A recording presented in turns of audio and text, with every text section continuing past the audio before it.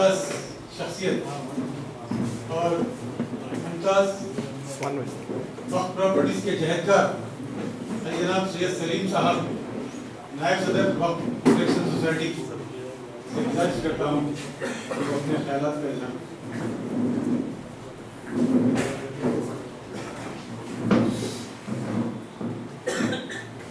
اعوذ باللہ من الشیطان الرجیم بسم اللہ الرحمن الرحیم. محترم علی جناب عزیز پاشا صاحب سابق رکن پارلیمنٹ، ہمارے درمیان مہمان جناب اختر الایمان صاحب، سابق رکن اسمبلی بہار جناب عثمان الحاجری صاحب، میرے بزرگ جناب باسط صاحب، یوسف صاحب، عنایت علی باقری صاحب، جناب شکیل صاحب ایڈوکیٹ، عزیزان محترم، میں بہت مختصر انداز کے اندر کچھ اہم باتیں آپ کے درمیان میں رکھوں گا. سب سے پہلے میں ہمارے جو مہمان یہاں پہ تشریف لائے ہیں ان کی نظر ایک شیئر کرتا ہوں. لگا کے آگ درختوں کو خودی ہاتھوں سے، لگا کے آگ درختوں کو خودی ہاتھوں سے، عجیب لوگ ہیں سایہ تلاش کرتے ہیں. حیدرآباد جس کے اندر ہمارے اسلاف نے جب نظام کی حکومت کا زوال ہوا تو ہزارہ کروڑ روپے کے اثاثے انہوں نے مسلمانوں کے لیے وقف کیے. آج وہ جائیدادیں ان کی قیمت اتنی ہو گئی کہ آپ تصور نہیں کر سکتے ہیں. لیکن جن لوگوں کو ہم نے یہ سمجھا کہ وہ اوقاف کے زمینات کی حفاظت کریں گے، جنہوں نے یہ نعرہ دیا کہ ہم تمہارے قائد ہیں، ہم تمہارے مسیحا ہیں، ہم تمہارے اوقاف کے زمینات کی حفاظت کریں گے، انہوں نے ہی ہم کو دھوکہ دیا. اور جب 50 سال کے بعد ہم دیکھتے ہیں کہ ہمارے مسلمانوں کی وہ جائیدادیں کہاں گئی، تو آج سارے جائیدادوں کے اوپر، سارے پراپرٹیز کے اوپر اغیار کا قبضہ ہو گیا. یہ کوئی RSS سنگھ پریوار وشنو وہانی والوں نے قبضہ نہیں کیا، بلکہ حیدرآباد کے اندر ان جائیدادوں پہ قبضہ کرنے والے یہی نام نہاد مسلمان اور یہی نام نہاد قائدین ہیں جنہوں نے ہزاروں کروڑ کی جائیدادوں کو بیچ دیا. لیکن سوال یہ ہوتا ہے، آج ایک عجیب و غریب صورتحال میرے سامنے آئی. کسی نے مجھ سے کہا کہ عثمان الحاجری صاحب ان کو جو ہے بدنام کیا جا رہا ہے. یہ کیریکٹر اساسینیشن ہے، جو لوگ نکل کے کام کرتے ہیں ان کے اوپر غلاظت ڈالنا. عزیز پاشا صاحب کے لیے ان کے بارے میں کہنا کہ یہ لوگ جاتے ہیں اوقاف کے زمینوں سے، ان لوگوں کو کوئی ہمدردی نہیں ہے. ارے یہ کہنے والے سنو، تم نے جا کے مہاراشٹرا میں کہا کہ میں بابری مسجد کو دوبارہ تعمیر کروں گا.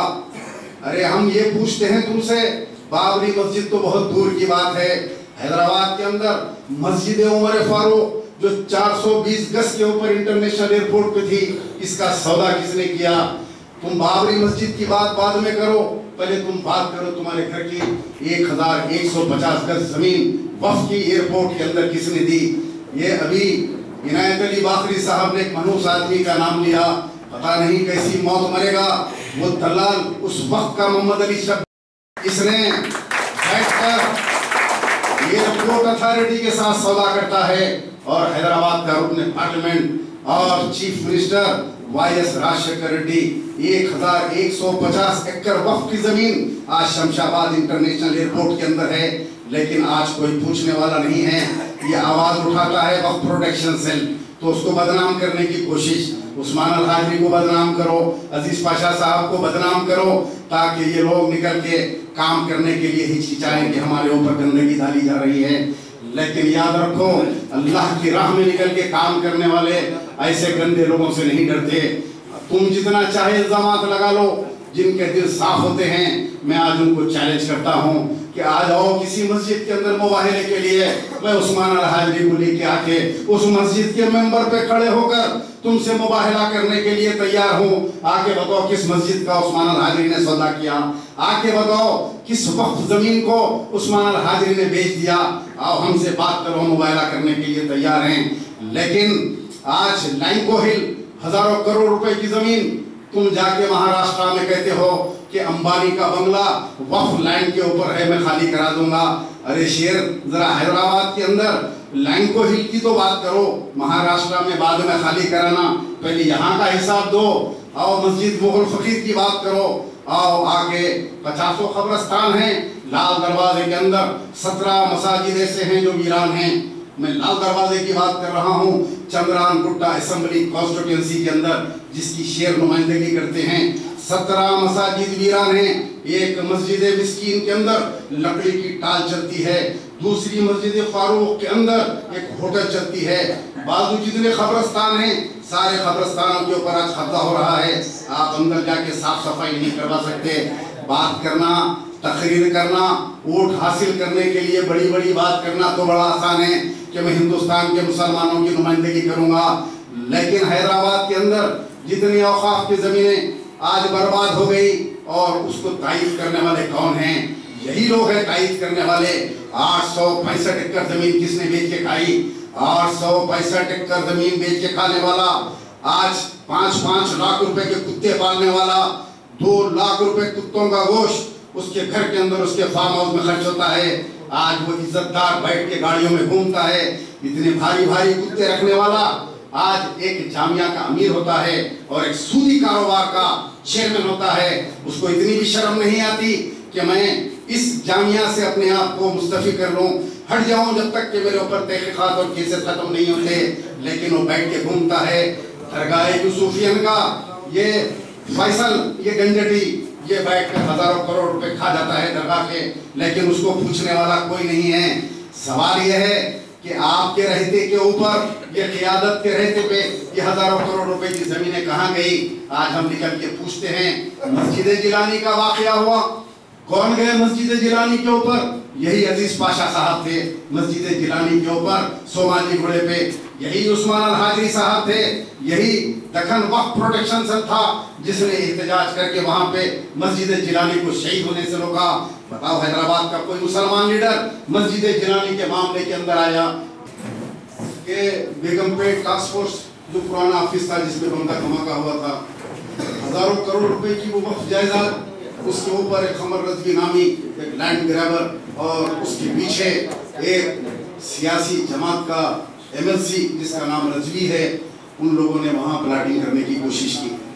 जैसे ही इत्तला मिली, जनाब जाहिद अली खान साहब ने फौरी वक्फ प्रोटेक्शन सेल को मुतहरिक किया।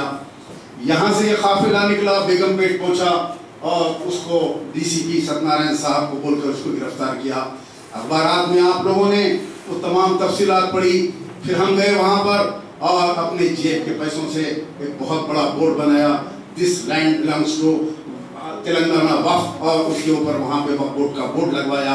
किसकी जिम्मेदारी है ये?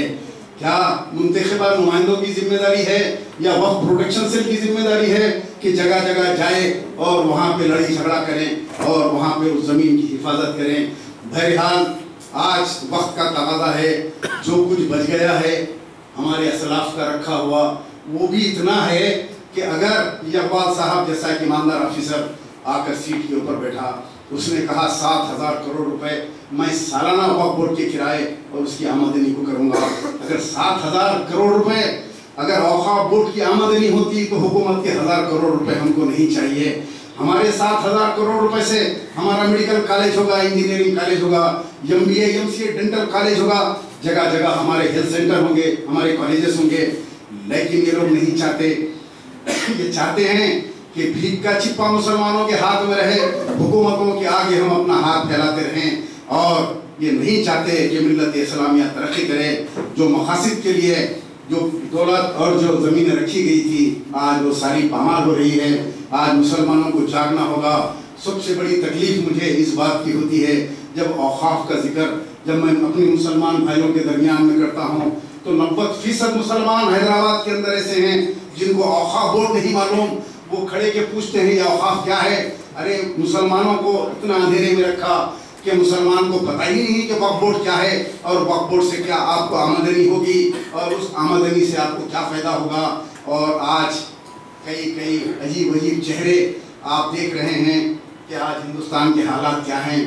आज हमारी निगाहें जो देख रही है, जो सियासी बसीरत हमको अल्लाह ने दी, ہم دیکھ رہے ہیں کہ جب سے مرکزی حکومت فرقہ پرستوں کے اندر ہاتھ میں آئی ہے، جا بجا RSS کی پریڈ ہو رہی ہے۔ پرانا شہر حیدرآباد، علی آباد کے علاقے میں 20 دن پہلے تلواریں لے کر پریڈ ہوئی۔ حیدرآباد کے علی آباد کے اندر جہاں کبھی نہیں ہوئی تھی، یہ چڈی پہنے پہلوان، یہ چڈی گینگ ہر طرف نکلی ہوئی ہیں۔ کہیں تلواریں لے کے پریڈ ہو رہی ہے تو کہیں بندوقیں لے کر ہو رہی ہے۔ اس کا کیا انجام ہوگا آگے جا کے؟ ارے اتنے ہی یہ باکڑے پہلوان ہیں تو ان کو چائنا کے بارڈر پہ بھیجو، یہ جا کے وہاں کے اوپر مقابلہ کریں گے چائنیز کے ساتھ۔ لیکن عوام کو ڈرا رہے ہیں، مسلمانوں کو آج دہشت میں مبتلا کر رہے ہیں کہ ہمارے پاس ہتھیار ہے، ہمارے پاس تلوار ہے، اور چڈیاں پہن کے چڈی گینگ ہر طرف، میرٹھ میں دیکھو، احمد آباد میں دیکھو، گجرات میں دیکھو، ہندوستان کے ہر کونے کے اندر آج سنگھ پریوار اور اس کی جتنی تنظیمیں ہیں آج طاقتور ہو رہی ہے۔ مرکزی حکومت ان کو فنڈ دے رہی ہے، ان کو آگے بڑھا رہی ہے، اور آج کوئی پوچھنے والا نہیں، ان کے خلاف آج کوئی احتجاج کرنے والا نہیں۔ اگر RSS آج اگر راشٹریہ سیوک سنگھ ہے تو مسلمانوں کو بھی ایک تنظیم بنانے کی اجازت دو، MRSS مسلم راشٹریہ سیوک سنگھ ہم بھی بنائیں گے، ہم بھی تلوار لے کے ہندوستان کی یہاں پہ حفاظت کریں گے۔ لیکن ہمارے پاس ایک جمعیہ نکلتا ہے، اگر کوئی بچہ روڈ پہ ناچتا ہے تو اسے آرمز ایکٹ میں بک کیا جاتا ہے، پھر اس کے بعد اس کو چھڑانے کی جدوجہد شروع ہوتی ہے۔ کبھی عزیز پاشا صاحب کو تلاش کرتے ہیں، کبھی زاہد علی خان صاحب کو تلاش کرتے ہیں، ان نوجوانوں کو ان کی ضمانت کا انتظام ہوتا ہے۔ ایک چھوٹا سا چاقو لے کے اگر کوئی شادی میں ناچتا ہے تو آرمز ایکٹ لگتا ہے، لیکن آج RSS سنگھ پریوار روڈوں پہ پریڈ کرتے ہیں تو کوئی مسلمان قیادت ان کے خلاف احتجاج کرنے والی نہیں ہے۔ بہرحال ہم حق کے لیے برابر ہر چورستے کے اوپر کھڑے کے تقریر کریں گے، جو بھی معاملات یہاں پہ وقف کے لیے ہوں گے ہم برابر کھڑے کے بولیں گے، اور اللہ کا کرم ہے جناب زاہد علی خان صاحب ایڈیٹر ان چیف روزنامہ سیاست جو ہمیشہ ہماری سرپرستی کرتے ہیں، اللہ تبارک و تعالیٰ ان کو صحت و عافیت سے رکھے اور ان کی سرپرستی کو ہمارے لیے ہمیشہ باقی و قائم رکھے۔ وآخر دعوانا ان الحمد للہ رب العالمین۔